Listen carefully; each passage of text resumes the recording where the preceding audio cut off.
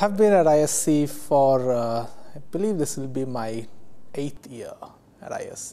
2016 will be my 8th year. I think it's gotten bigger. It has a lot more research content. It is no longer a trade for show sort of thing. It has research papers, it has tutorials, workshops, BOFs, panels, and so on. So it has a bit of everything for all of the community. There's stuff for vendors to look at, there is stuff for researchers to look at, academics to look at, national labs to look at, and so on. So it's evolved a lot in that respect.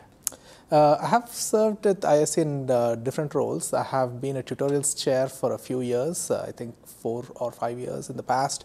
I have been on the BOFs committee, I have been on the research papers committee.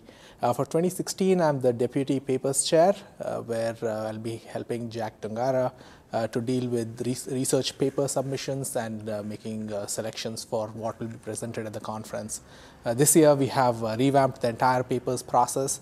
We have a larger committee for handling the paper review process. We are doing face-to-face meetings to improve the quality of what kind of papers we accept to be presented at the conference. And several changes. We have moved up the deadline so that we have a longer lead time to do a better review process, and various other changes that we hope will improve the quality of the research paper track even further than what it was in the past.